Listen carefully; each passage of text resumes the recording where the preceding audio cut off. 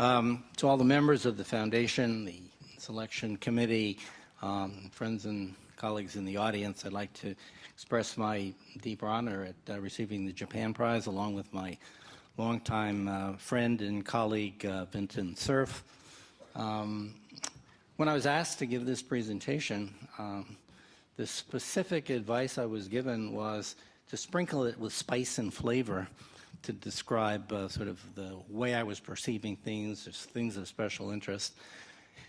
And I had some misgivings about it because the story that Vint tells is very similar to the story that I have to tell because we experienced it together. I think what you'll see in this presentation, interestingly enough, is a very different cut, almost an orthogonal cut at the same set of issues. Interesting, we have one slide in common, which I will let you see if you can figure out from the presentation. It's not a picture of Vint or his family, however.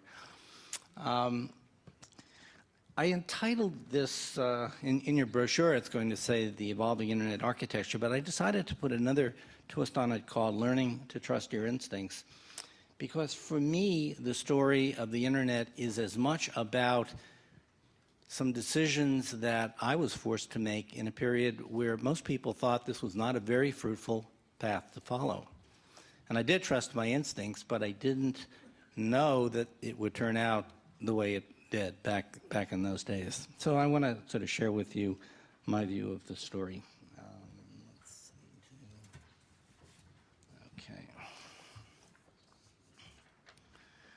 So first, a little bit about my background, because I promised to do some of that, but this is mainly going to be the story of the internet itself. I was born in December of 1938 in Brooklyn, New York. My folks were wonderful people. My dad had graduated college with a degree in accounting, and he began as a high school teacher, but he quickly became a high school administrator. My mother was a homemaker, and we had a very interesting childhood, mainly because of the fact that she had become ill with a heart problem at a young age due to rheumatic fever as a child. And so my sister and I basically spent much of our youth trying to keep things going in the house while my dad was off at school or my mother was trying to recuperate. I was very interested in a number of things, but interestingly enough, school was not one of them when I was a kid. I wasn't really motivated by what was going on in school. It was too slow for me. I became interested in other areas like sports, music, and the like. It wasn't until the last year of college that I really got sort of awakened to the potential of science and technology and that I could play a role in it through the intervention of a faculty member there named Egon Brenner, who was very influential in getting me to think about creative new ideas. And that lasted not only through my graduate program, but all throughout my life after that. I started my career at Bell Laboratories after graduating from City College in January of 1960. At that time, the headquarters of Bell Laboratories was in New York City, and that's where I began my work. I continued at Bell Labs during summers while completing a PhD degree at Princeton University, and shortly after graduating in September of 1964, I joined the faculty of MIT in the electrical engineering department. So my degrees from City College were in electrical engineering. My degrees from Princeton were in electrical engineering. In reality, I was an applied mathematician. That's what I did. And when I got to MIT, I taught courses in information theory. I taught courses in communications theory, circuits and systems. Very little of what I did had anything to do with practical devices, systems, or whatever. The person who ran the group at MIT was a gentleman named Jack Wozencraft, who many of you may know if you're in the communications field as one of the authors of probably the most widely known book in communications called Principles of Communications Engineering that he wrote with Irwin Jacobs, who was another one of the faculty members in that group. Irwin, of course, is now running a large communications firm in the wireless business in San Diego called Qualcomm. But Jack persuaded me to take a leave of absence and get some practical experience.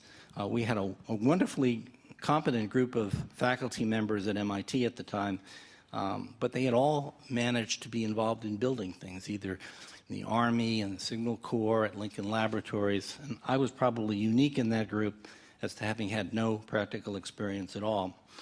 So armed with that advice, I took a leave of absence from the MIT faculty, thinking that I'd go off for a year or two, get some practical experience, and then come back. And I elected to go to a small firm in the Cambridge, Massachusetts area called Bolt, Beranek, and Newman, which was basically an architectural acoustics firm. Bolt, Beranek, and Newman was involved in the design of concert halls. They did work on the physics of signal propagation, things that were acoustic-based for the most part. And I began to work on computer networking because I thought it was an interesting field. And this is where my first real challenge came, because most of the advice that I received from senior members in my field at the time said that this was a very serious mistake that I was making, that there was no future in networking, and that I was really either throwing my career away or going down a cul-de-sac, and that I would regret the choice. Well, the interesting challenge that I had then was what to make of that kind of advice. You have to recall that for those of you who lived through it, in the mid-1960s, which is when this was, there were mainly these large mainframe machines, a lot of batch processing in the research community in particular. These were batch machines at universities, in computer centers. There was very little motivation to interact between those centers. They were run as little businesses in the universities. And they were very afraid that if people could interact with their machines from afar, that their machines would be compromised. And furthermore, in order to work effectively over networks, you really needed time-sharing systems, not batch machines that you supplied punched cards and waited for a day or so to get a printout back. So the whole idea of computer networking to me was based around interactive computing between these different machines, and it was just really didn't seem like a market for it. Furthermore, there were many people in the communications business that clearly understood that there was a potential here, but for the most part, it didn't seem like a very good business opportunity. Conceivably, if a lot of businesses got time-sharing computers, you might have 100 institutions that might be connectable, but it just did not seem like this was something that was a good business choice. So I was motivated by the ideas and not by whether this was a good business opportunity. And so I said, I'm going to just trust my instincts that this is a worthwhile field to pursue and plunge ahead, which is what I did. At the time, 300 bits per second was the typical speed at which you connected to things. There was some possibility that high-speed leased lines would be available shortly, but this was just a pure research project to figure out what networks were like. So DARPA issued a request for a new kind of network to link computers, as Vint described, for computer network resource sharing.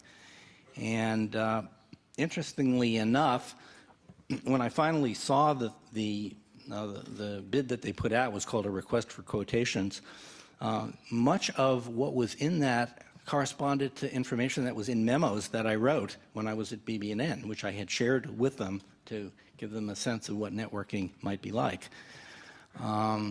So when that came out, I took a look at it and said, gee, I know how to make that happen. Even though I had never built anything in my life, conceptually, I really understood it. So I was given the responsibility at BB&N for actually writing the proposal that went to DARPA. We won the contract, and fortunately BB&N had a team of people who had been experienced in building real systems. And they were the ones who took these ideas. They built the hardware. I had never designed a transistor device in my life. And I worked very closely with the person who was doing that, describing how it would work, and he would design the circuits right in front of my eyes. So I almost learned how to do hardware design by speaking the words. That's how interactive this all was. The members of the computer research community, Vint included, were much more charged with the issues of figuring out how to make use of this network if it were made available. How would you actually get a program in one machine to make use of a program in the other machine? What kind of protocols would the computers use, and so forth. And that was some 40 years ago that Vint and I first met at UCLA as part of the testing of the ARPANET. So that's what the first 4 nodes of the ARPANET looked like. UCLA, as you see, this little triangle was in California. UCLA was node 1, SRI was node 2, UCSB, University of California, Santa Barbara, node 3, and the University of Utah at node 4. And if that all worked well, then DARPA's notion was extend it across the country and start to build up the network. These packet switches that we were building, as you'll see in one of my later slides, were based on the use of mini computers, which had just been introduced.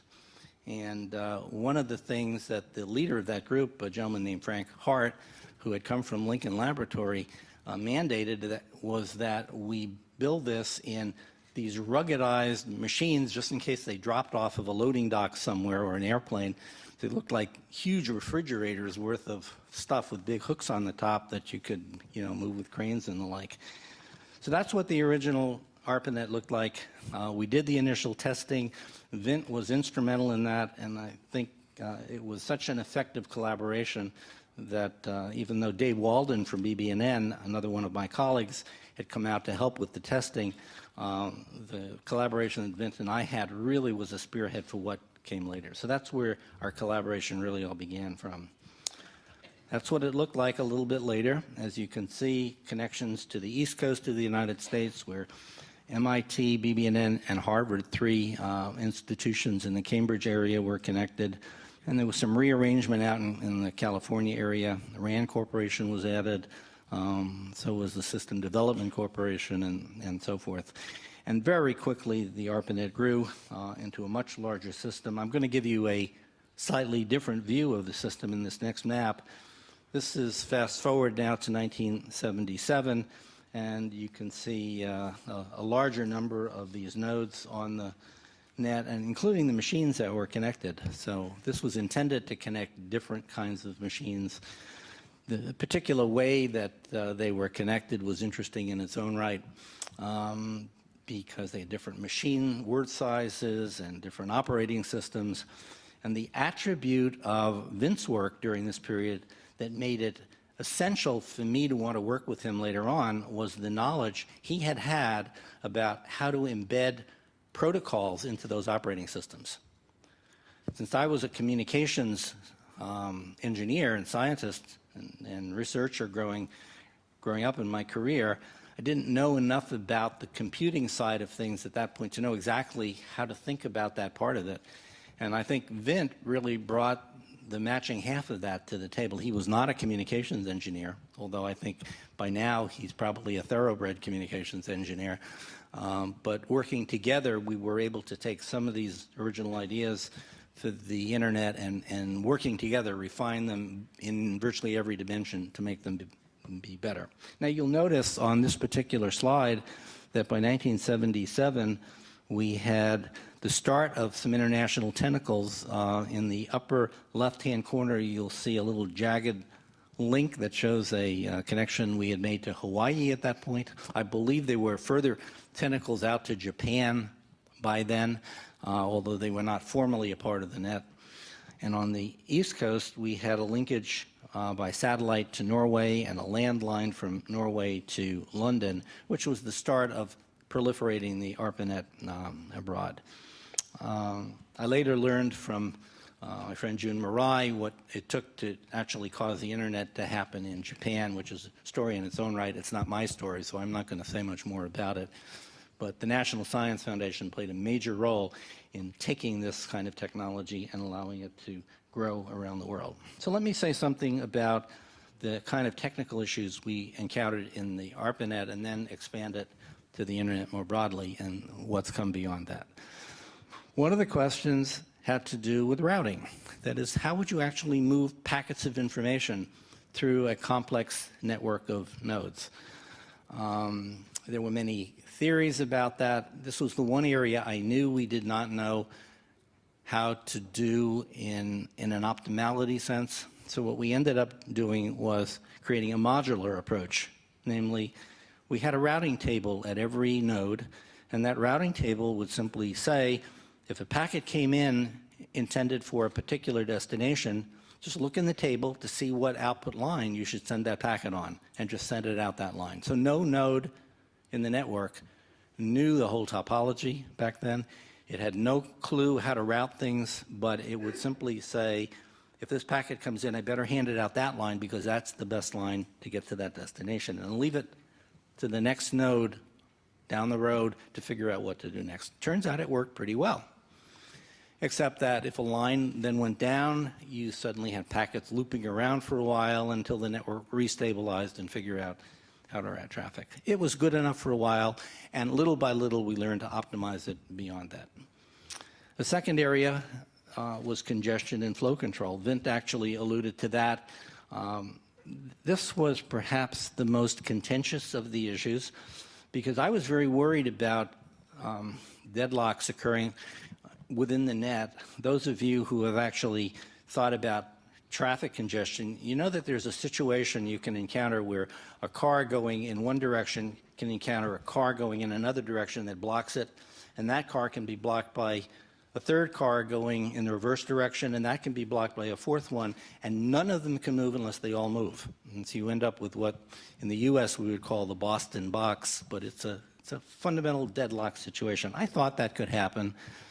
And my colleagues basically thought this would never occur. It would be the equivalent, they thought, of being in a room like this and worrying that all the oxygen molecules might randomly migrate to the upper corner of the room over there and everybody would suffocate. So this was not likely to be a problem and we should just ignore it.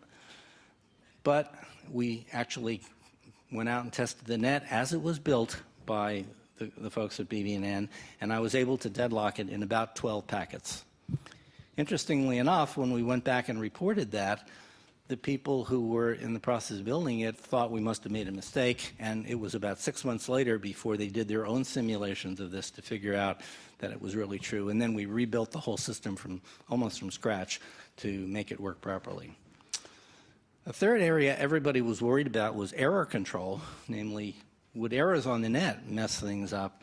And it turned out that while this was a worry, it turned out not to be a problem in practice. The error control scheme that I had come up with turned out to work perfectly well and just wasn't an issue at all, even though people thought it would be. Buffer management was another concern because these mini computers only had 16K of memory back in those days. And these were 1,000-bit packets, so you couldn't really store many packets in the memory of these machines, and so living within the 16K, it meant that we had to write the entire real-time control program to run at about 4K, and that left about 12K of memory to buffer the packets coming in and going out. Turned out it was a challenge, worked pretty well, but it was an issue for all of us. We spent an enormous amount of time on the issue of real-time performance to make sure that packets came in and got out fast enough that we could get a half a second end-to-end delay on the network or less. And finally, the issue of using the net itself to monitor its own behavior and performance was an interesting technical issue, and that's in fact what we did. Now, the issue of connecting multiple networks came up because when I got to DARPA, I got involved in building two other kinds of nets. The ARPANET itself was based on leased land lines, 50 kilobits per second, which were very high speed back in those days, 1,000-bit packets. I architected a second network called the Packet Radio Net. It's kind of a forerunner of today's CDMA technology, if you know what that is. It was a direct sequence spread spectrum system. I believe it was also the first distributed system that actually used embedded microcomputers as well as spread spectrum. The packet radio network used 2,000-bit packets. So you can imagine if you have a packet from the packet radio net trying to go into the ARPANET, it's too big. So you had to chop it in pieces. Those pieces might take different paths. And we had suddenly a problem of figuring out how to route fragments and put it all together at the other end. It was a real challenge. And furthermore, packet radios had to work in urban environments where there's a lot of multipath that can slow things down, or if you put these radios on the top of mountains where you got very good line of sight, you could get higher speed. And so we had different changing speeds in that network as well as different interfaces. And the final net was a packet satellite net that had been started by my predecessor at DARPA, Larry Roberts, but he had approached the building of the packet satellite net by virtue of embedding modems into ARPANET IMPs to send data over satellites. And I took the position that we ought to make the satellite net a completely separate net. This was a very difficult political decision because it meant wresting control of those two nets apart and placing in between a device that would allow those two networks to interoperate with each other. I'll come back to that in a moment, but that was the origin of what we call a router today. We called it a gateway back in those days. And so the packet satellite network was intended to allow us to deal with places that you couldn't get to either with ground radio or with landlines, like to ships at sea or to other continents. We actually demonstrated it with 4 ground stations in Europe, one in the UK, one in Tanum, Sweden, which serviced the Norwegian seismic arrays, one in Germany and one in Italy, as well as ground stations in the United States at Etam, West Virginia. And it made use of the Intelsat 4 satellite. Now, the reason it did was, in those days, there was no domestic satellite capability in the United States. So if we were going to do any satellite testing at all, it either had to be on one of the military satellites or it had to be on Intelsat. Those were really the only choices. It's a very interesting story as to why ComSat decided to work with us. I really don't have time to tell the story here, but ComSat's returns were based on assets in the company. They had a fixed rate of return, and here was a project to try and make satellites more efficient. Take a single channel and treat it like an Ethernet in the sky. There was not much motivation to do that, but eventually ComSat decided that it was in their interest to participate. They did, and we built this system. So we had these 3 nets that were up and available to us, and that's what the original internet looked like schematically. So we had a packet radio net, we had an ARPANET, we had a packet satellite net. They were all different networks. They had different characteristics, different packet sizes, different error situations. And the question was, how did you make traffic go back and forth between them? So we introduced the idea of a gateway, is what we called it. This was something that would take a packet from one net. It would figure out what to do to inject it into the next net. It would worry about the appropriate interfacing. It would participate with other gateways on figuring out how to route things through the global internet. And that's sort of what we had to deal with. In fact, we had to come up with a notion of internet protocol addressing, IP addresses, as you would now think about them. Because in the case of the ARPANET, when we actually sent traffic, we addressed it to a wire on the network. Because in the ARPANET, the end of that wire was the computer you wanted to talk to.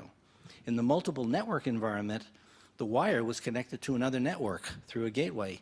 And the question is, which computer on that network were you really trying to talk to? So we needed a global addressing mechanism, and Vint and I came up with the notion of IP addresses to deal with that. One of the interesting things that we did was expanded the address space of the ARPANET, which was 16 bits. So we used of that 16 bits, 6 bits in the original net to identify the node, and 2 bits to identify the host, so we could have up to 4 hosts on 64 nodes. But in the internet, we knew we'd have to deal with something a little larger than that, but we didn't think it would be much larger. So we allocated 32 bits for addresses, which is now what you have with IPv4 addresses. And we said 8 bits of those 32 bits will designate for the network, And that leaves 24 bits to designate for the machine on that network. And we thought that was good enough to last for the indefinite future, and it was within a year that the Ethernet just made that all obsolete. Originally, we thought, AT&T might have a net in the United States, maybe DoD, there might be a European net. We figured Japan would probably have a net, maybe a handful more, maybe 8 nets, 16 conceivably, so 32. 8 bits was more than enough, we were positive. And within 6 months or a year, it was not enough. And we keep going back to thinking about those stories they tell about how Watson projected how many computers you might need in the U.S. or how many automobiles might be needed to handle the needs of society, and those original estimates were way off. This was way off too, but fortunately, with the help of other people in the community, we were able to figure out how to take those 32 bits and cause it to support the needs for a longer period of time. And I can't go into the details, but we basically identified different classes of networks, and we allocated the bits of that 32 in different ways to deal with whether it was a big national network with lots of things, or it was a local area net with a smaller number of machines. So we talked about the packet radio net. This is what the van looked like where we did all the experiments. A very innocuous looking van, probably, the police wanted to stop it a few times. You see there up at the top of the roof with an antenna. That was the omnidirectional broadcast antenna. The inside was all filled with electronics that were used for communications. Here's a picture of what was inside. You see the little box in the middle that looks like it's got 2 boxes stacked, one on top of each other. That was actually the experimental packet radio. And one part of it was the radio section. The other part was a computer controller for that radio section to decide when it could send and so forth.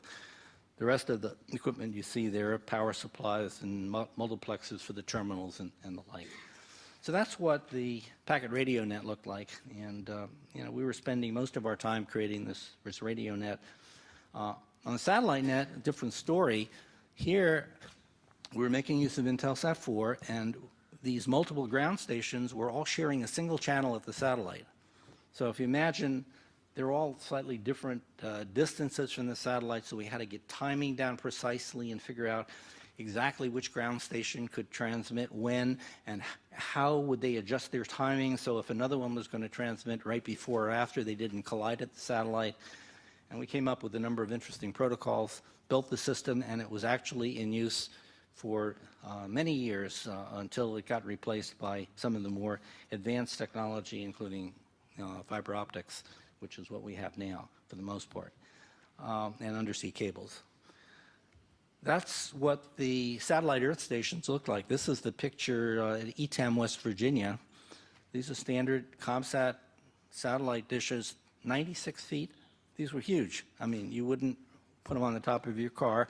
You wouldn't put them in your backyard, but we just used what was out there, and that's what it looked like. And the very first demonstrations we did of this 3-network thing was in 1976, I believe. If you look carefully, you'll see that the slide on the bottom is the one that Vint actually put up. That was the 3-node demo.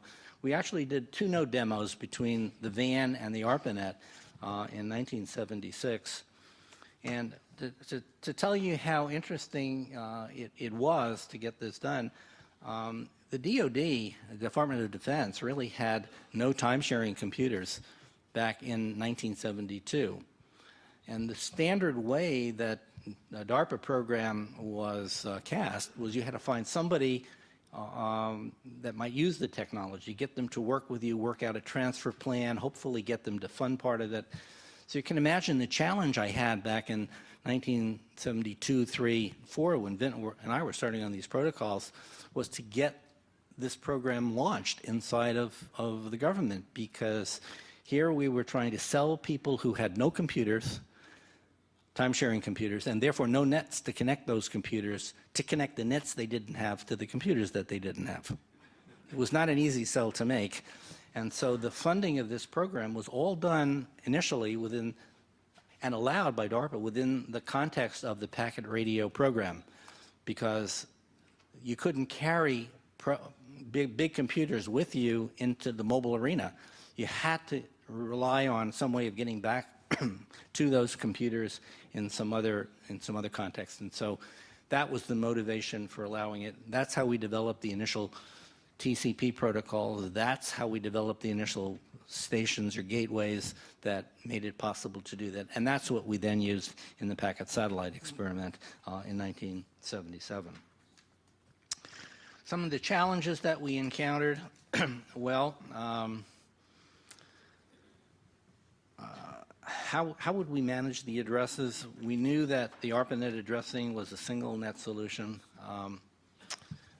Interesting issues that we encountered there. I mentioned some of them with the class A, B, and C types of nets. What would the architecture of a gateway look like? This question was asked more than once. To my knowledge, nobody's ever written the paper that says, here's how you build a generic gateway. They've all been done by different companies to their own specs, trying to figure out how to interface to the different nets, how to take packets in, how to interpret the packets and the like. How would we handle routing across the internet? That's been looked at many different ways. There was some gateway protocols that were developed and sort of things that had to deal with communication at the boundary.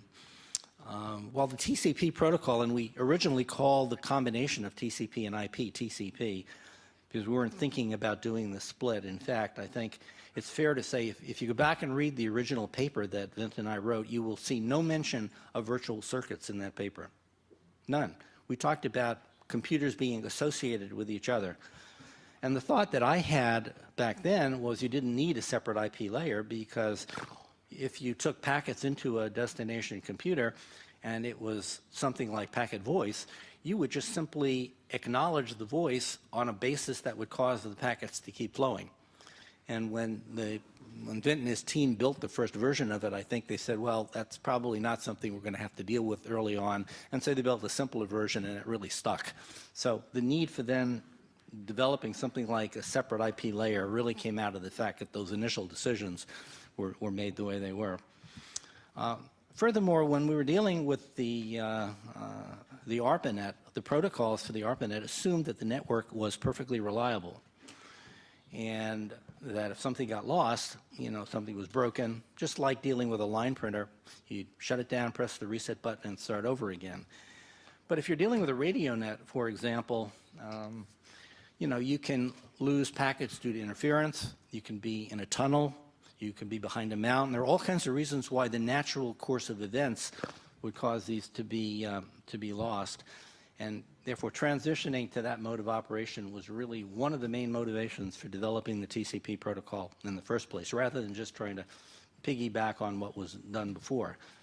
I had been very interested in that before I got to DARPA, and even before I started working with Vint on that, but not in the context of multiple nets. I was thinking that the computers themselves ought to play more of a role in the communications. And I wrote a paper called Communication Principles for Operating Systems that I think has gotten lost in antiquity.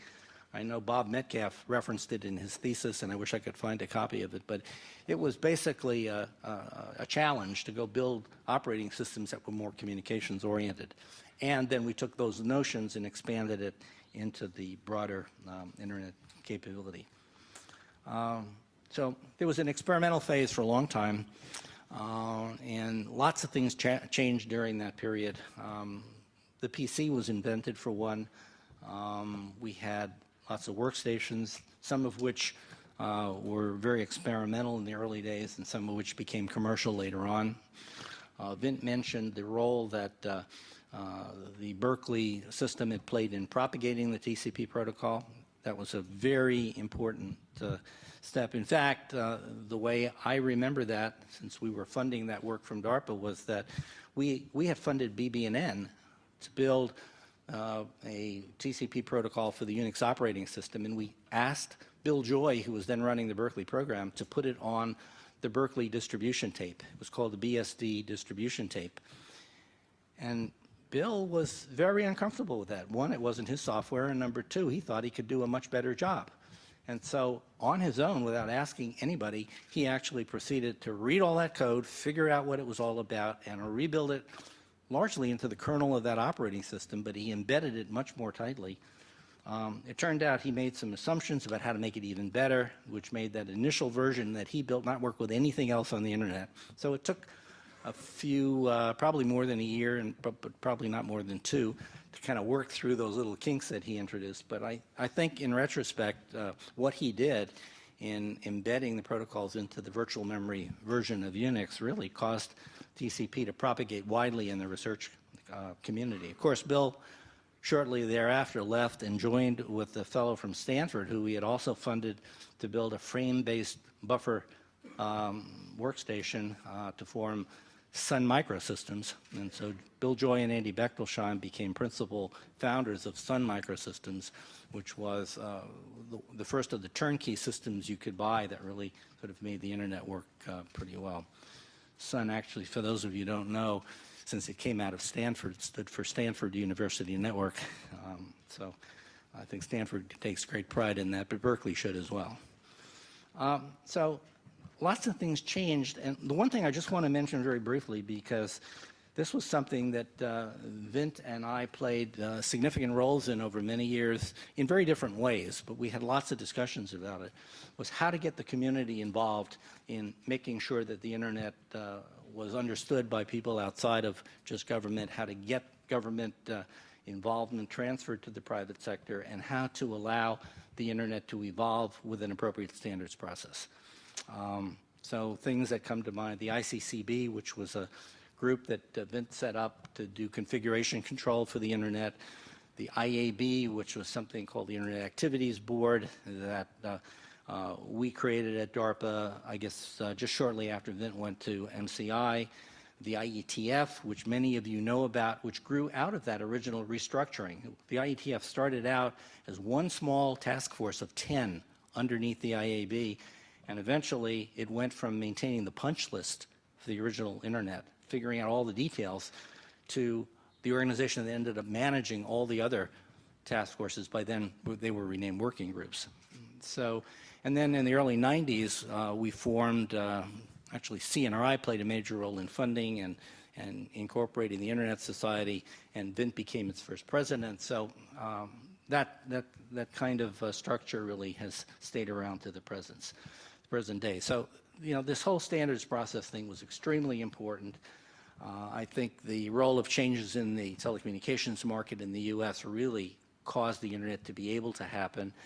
I certainly think that even though the technology originated from DARPA, you have to give NSF credit for a major leadership role in causing the network to grow, especially after the ARPANET was decommissioned in 1990.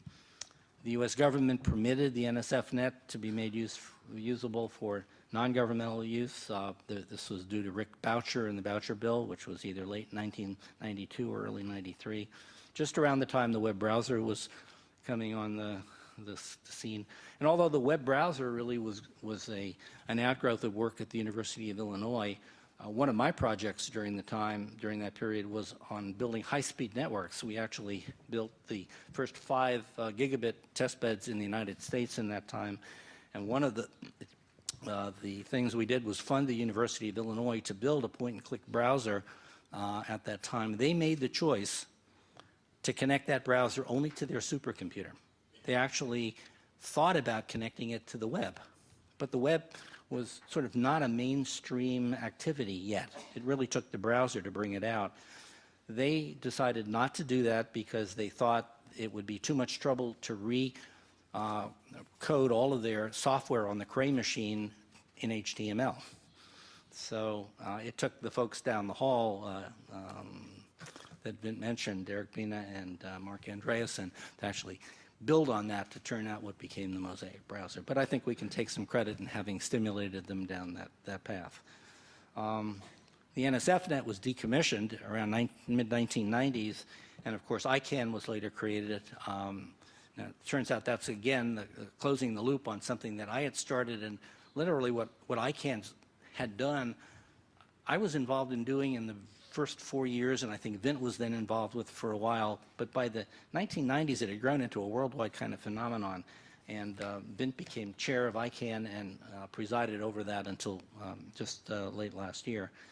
And then finally, for me, the most interesting thing of all was going to the two phases of the World Summit, the WSIS, and actually seeing how much adoption there had been for the internet around the world. It was really probably more eye-opening for me than for anybody else who was there, because I had seen it grow from its early phase to where it had come. I just have a few more slides. I know we're running late on time, but I just want to say a little bit about sort of where I see things going, because I've spent the last 10, 15 years of my life thinking about a slightly different variant, which is how to rethink the internet around the whole notion of managing content.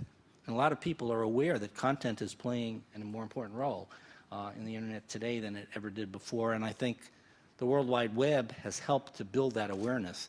But the World Wide Web is not the last word, any more than the ARPANET was the last word in networking.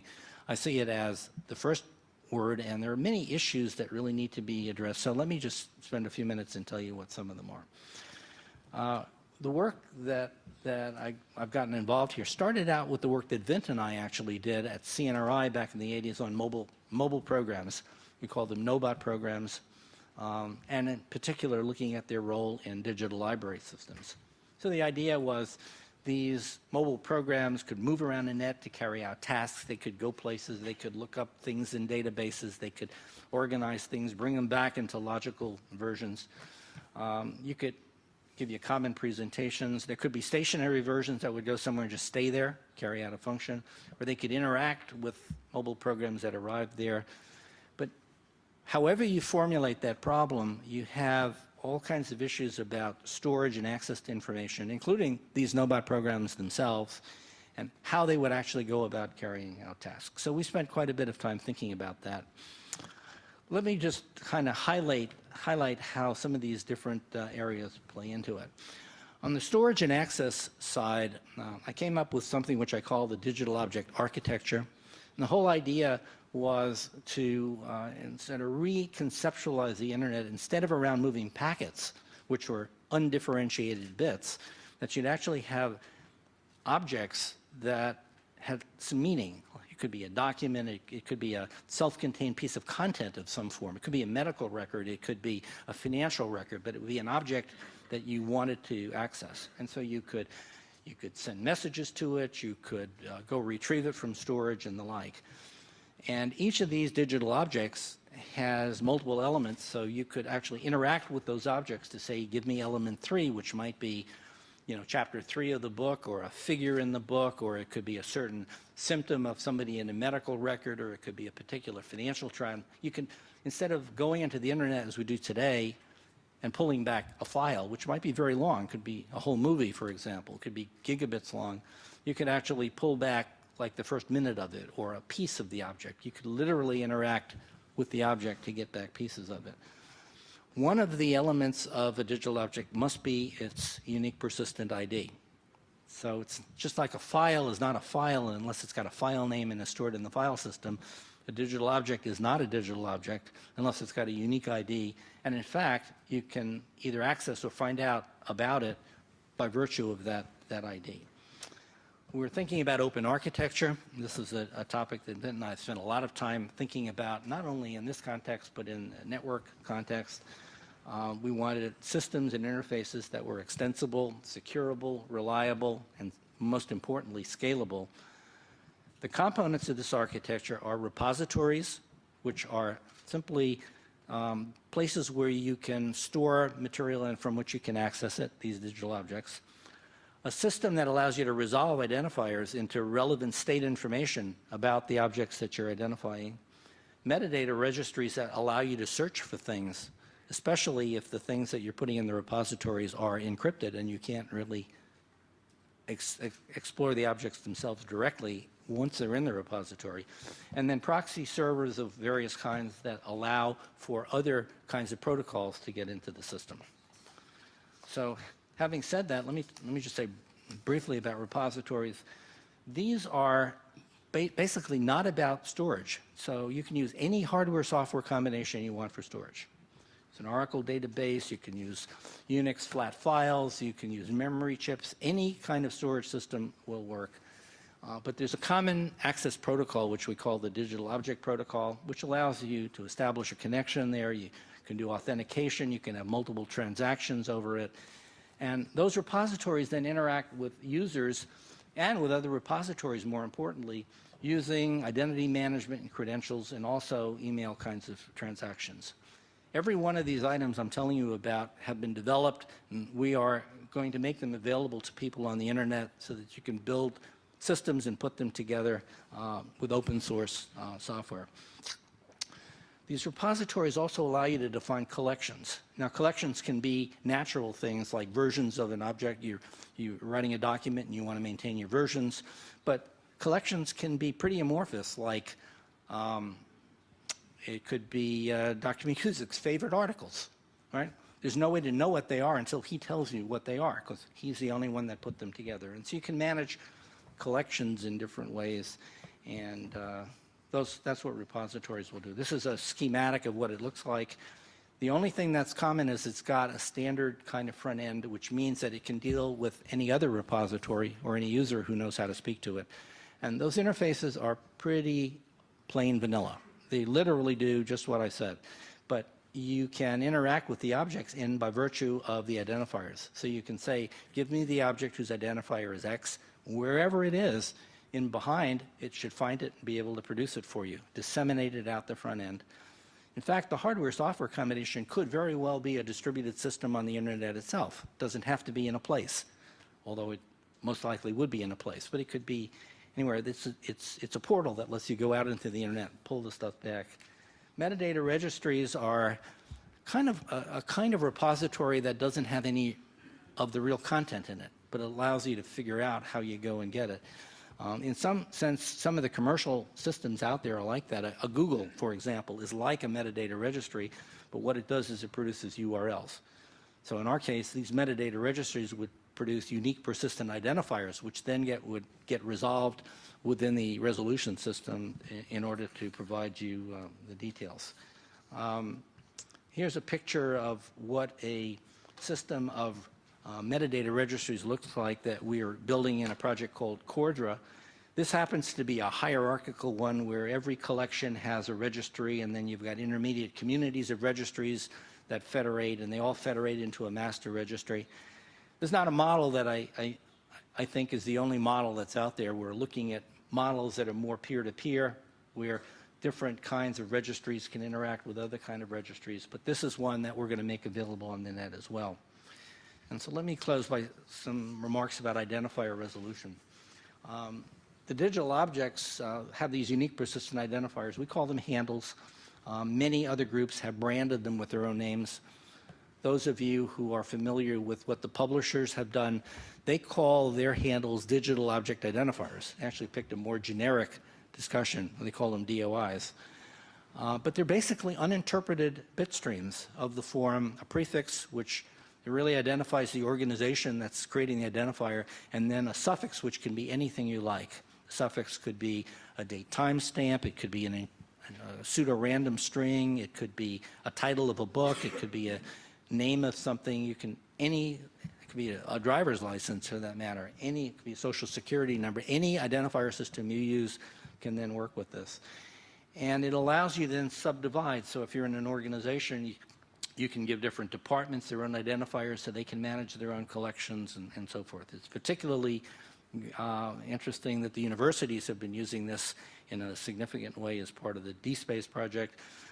Many governments have been using it, and most of the scientific publications in the world from the big publishers use this to do the references to things in the back, because they want those electronic journals to still be relevant many, many years into the future.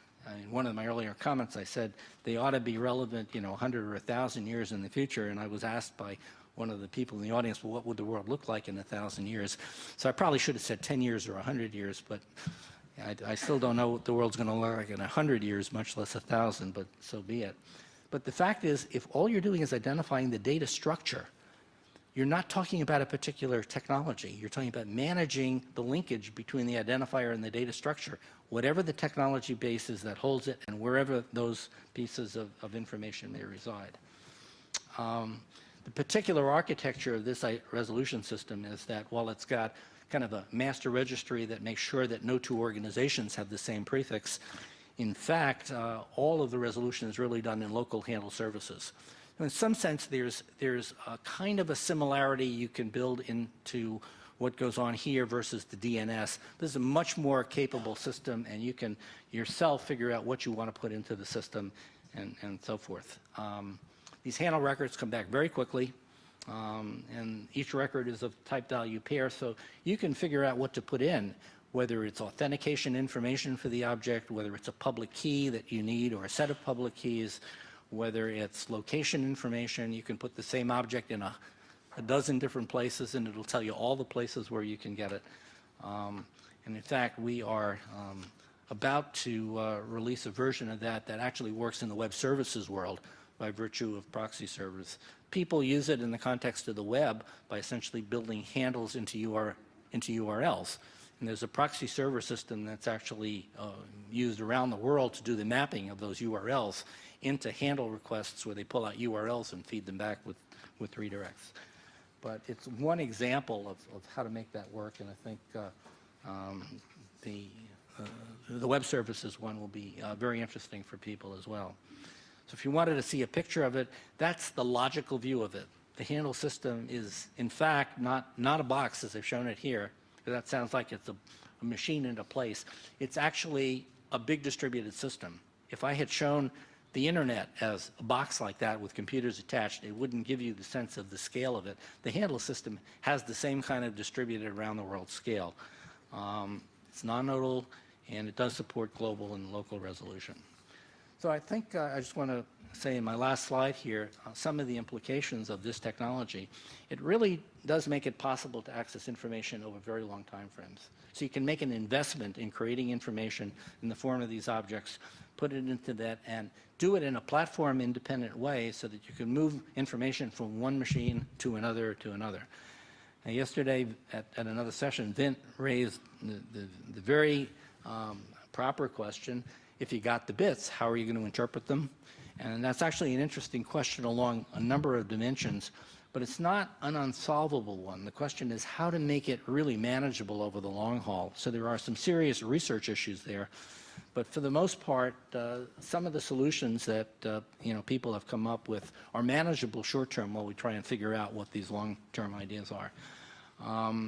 We are not only looking at it in terms of managing information of the form of collections of information, but to deal with other kinds of information, such as sensor nets, which might generate a huge amount of information, or a semiconductor plant, which might generate information, or weather information, and so forth, and be able to tag these and put them in and then go back and do postmortems in any way you like, because you know where the information came from and how to put it all together. It's a very interesting information system for dealing with other things. One of the areas we're looking at is the application to physical objects in transit, and also to information about physical objects in transit, such as bills of lading, where they have a certain intrinsic value and importance in their own right. And of course, it's ideally suited to managing the resolution process for RFID tags. And while you may think that's a silly thing to raise in this context, simply because people are already using it in slightly other contexts, different contexts, think about the notion of books. The publishers have all of their metadata around the notion of identifiers for their books. And then these are sort of beyond ISBNs. And so now, if you use the RFID tags to just access the information of the book, because the RFID tag might be on the book itself, then you can go directly into these existing databases to find out what's there, rather than to build a completely separate system and then have to worry about cross-patching it into everything else. So it's a different way of thinking about internet. It doesn't get rid of the need for underlying structures that will allow bits to move from place to place. It doesn't get rid of the need to figure out how to route things.